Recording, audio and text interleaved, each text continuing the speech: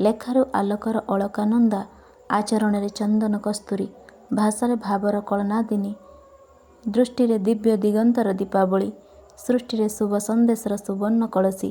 ତାଙ୍କ ଜୀବନଗାଥା ସମସ୍ତଙ୍କ ଚେତନାକୁ କରିଆସିଛି ପୁଷ୍ପିତ, ପୁଲକିତ, ଆଲୋକିତ ଓ ଆଲୋଡ଼ିତ। କେତେବେଳେ କିଏ ହୋଇଛି ପୁଣି ଉତ୍ଫୁଲ୍ଲିତ, ଉଦ୍ଭାସିତ, କିଏ ପୁଣି ହୋଇଛି ବିସ୍ମିତ, ଆତ୍ମବିସ୍ତୃତ ଓ ବିମୋହିତ। ମହାନତାର ମହମ ମଧୁମାଳତୀ, ସରଳତାର ସାତରଙ୍ଗରେ ସଜା ଇନ୍ଦ୍ରଧନୁ।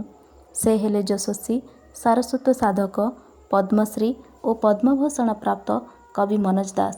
ସେ ହେଲେ ଏକାଧାରରେ ଜଣେ କବି, କଥାକାର, ଗାଳ୍ପିକ। ସେ ମଧ୍ୟ ଜଣେ ଔପନ୍ୟାସିକ। ଉଭୟ ଓଡ଼ିଆ ଓ ଇଂରାଜୀ ଲେଖା ପାଇଁ ସାରା ବିଶ୍ୱରେ ସେ ପ୍ରସିଦ୍ଧ। ତାଙ୍କର ଲେଖାଗୁଡ଼ିକ ମଧ୍ୟରେ ଅବଲକାର କାହାଣୀ, ଶେଷ ବସନ୍ତର ଚିଠି, ଲକ୍ଷ୍ମୀର ଅଭିସାର ଓ କଥା ଓ କାହାଣୀ ଅନ୍ୟତମ।